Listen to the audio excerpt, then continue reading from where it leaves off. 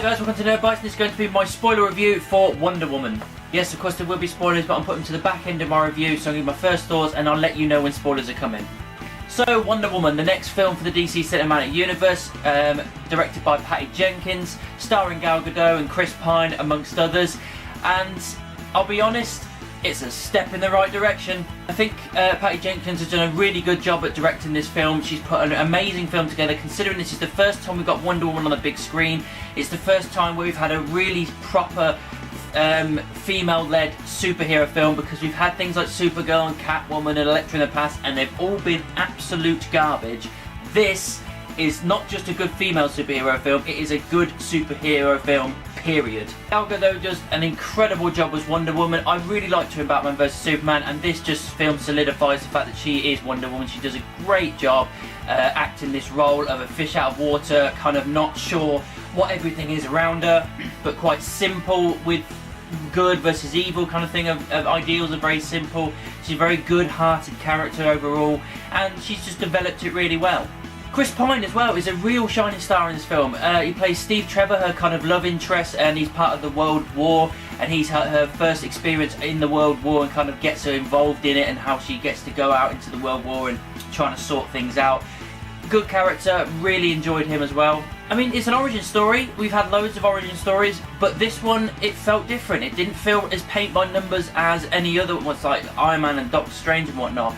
It had its own kind of feel to it. The whole thing was just brilliantly paced. I think even in the quiet moments, the smaller moments where you're just focusing on characters rather than big action, was built correctly and built really well, and I felt for these characters and I was invested in these characters. Even some of the minor ones where you don't get much character building. It was kind of like Suicide Squad, where you didn't get much for certain characters, but when you were paying attention, they built them reasonably well for what they were, for the small role they had. I really enjoyed what they did with the characters and the pacing of this film. Action-wise, brilliant. Yes, there was some CGI, of course there is. It's Wonder Woman, it's a superhero film, it's bound to be there. But it's good. It's good quality CGI. It works well into the story, and by the time all that kind of stuff hits, you're invested anyway to these characters and this story. It's fun as well. It's funny. There's some comedy in there. I mean, they're definitely taking more leaves out of the Marvel playbook, where they can interject some comedy. And although it's a very serious tone with the World War and fighting and death and all this kind of stuff, they're able to have these little accents of comedy moments that keep you kind of light-hearted to go, well, this is still a fun action film to be going to the cinema for. The main thing I would say about this film, it's got heart. It's got so much heart in it. It spills out from Diana, from Wonder Woman, onto all these other characters, and it melds itself so well. And yeah, it really shows this thing about optimism and hope, and sometimes a bit naive in her case, but it works. This character just works so well in this universe. Negatives, there's not really many, to be honest. I would say that the main villain is probably a little bit underdeveloped, which we'll get into who he is in spoilers, but a little bit underdeveloped, but not to be that noticed. And then maybe just a personal thing, I wouldn't have minded to see one Justice League member, but we kind of did in a kind of way, which again I'll get into in the spoilers. We kind of did, I suppose, but then again that's just nitpicking. I think I don't think it gives anything to it by having them in. Right guys, we're going into spoiler territory now, so if you haven't seen the film, skip to the end to see my final verdict. This is spoiler territory, you have been warned. The intro, the whole building up when she's a child and being the Amazonians, and they're being in this world that's cut off from the rest of the world, they're hidden, and the stories that her mum tells her that she's built from clay, or clothes. We find out later on that she's actually the daughter of Zeus, so she's the brother of Ares, which we had rumours that he was going to be in this film as the main bad guy. He is, and I'll get to that in a bit.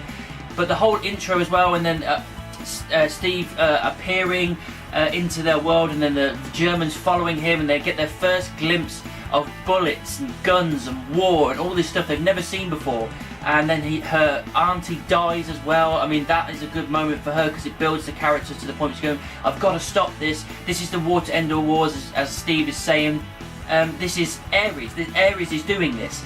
He's the one that's created this war where millions have already died and millions more are going to die. I'm going to stop this whether you like it or not. And off her and Steve go on the boat back into, to London and so on and so forth, to the war, because she believes that Ares is behind this. Scene on the boat when they're travelling to London, just the two of them talking about relationships and the male and female and sex and all this kind of stuff, and what she knows and what he knows, and just these two complete opposite worlds colliding in this moment, having that kind of character building.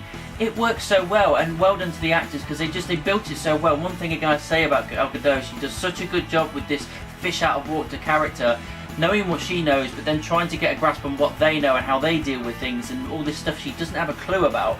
And it really plays in well later on when you see her in London and you see her at different parts of the film. She doesn't get the etiquette, she doesn't get why you should be doing this, that and the other, and the rules and restrictions and what you can and can't do. And it's really fun to see that. It's really fun moments. The action scenes were great, as I've said. I really like how she was told she can't go into no man's land, and then she could have gone on wink to the camera there, but I'm glad they didn't. She just got up and said, I'm doing this. Got up into no man's land, just started like deflecting everything. It was fucking awesome. Then the guys piled in, and then in the next scene they're in the town as well, having a massive fight scene, and they throw her up into this tower and just obliterate this sniper guy. That was awesome. Then everybody looking at her, she's on top. Great action scenes, really cool, showing her powers and whatnot, really enjoyable. And then you get the scene with them, the picture being taken. I'm glad they put that in there. I assume they would anyway, but that was cool having that in there as well. Bad guys, Dr. Poison, the woman with the clay face, because obviously she's hurt herself in the past doing alchemy or whatever she's been doing, medicines and whatnot. And then General Dusseldorf, the guy that plays Stryker in X-Men Origins Wolverine, can't remember the actor's name, forgotten it. But he was quite good. He took this kind of gas stuff that she gave him to kind of boost up his strength and whatnot. Jeremy Johns, the guy that does reviews online, he said potentially that could be like something to do with like the Venom serum for Bane in the future. That I would definitely be up for. That is a cool little idea.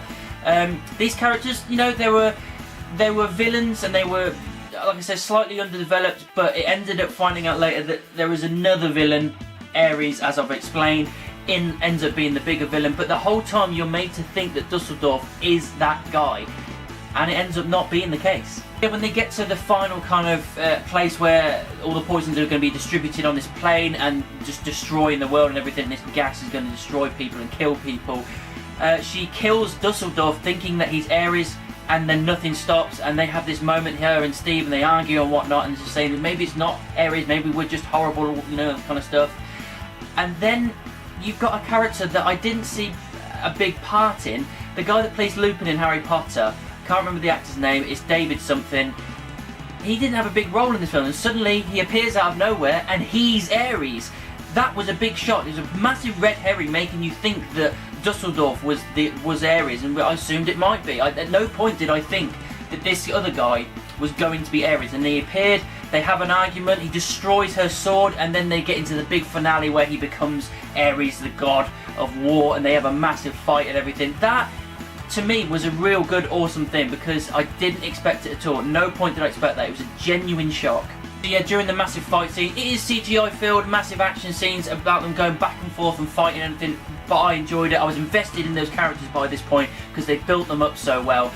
The last moment with Steve and Diana as well, before he goes off to get this plane up in the air and basically take his own life because he has to destroy this plane before it gets to anywhere, which does happen. Steve does die, and I had a feeling that was going to happen anyway, but I think it was the right move because it builds the character of Diana so much more. It gives her more weight and more reason to be doing what she's doing.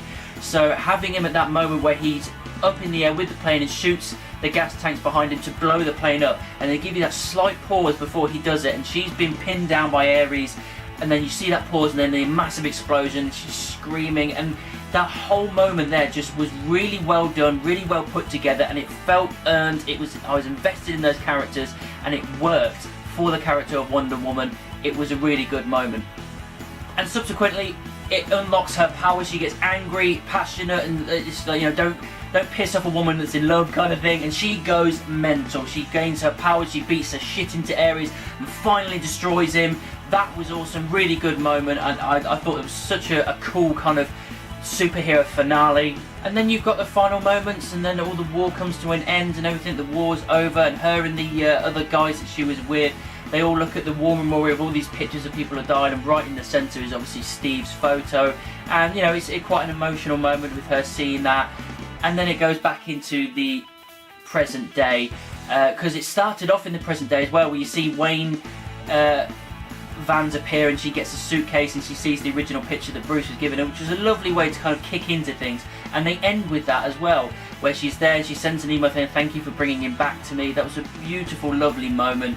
Then you see her appear, she's actually still in London in the present day, and she just jumps out straight towards the screen, and that's the end. I think it was a bit of a cheesy end, but at that point I was so invested in the characters, invested in this story, I think it deserved. It was kind of like, I'm Wonder Woman, I'm here to stay, this was a good film, you know it. And it was just cool. It was a cool little ending, and although I would have maybe liked a little bit more towards the Justice League, it doesn't bother me that necessarily that it didn't happen.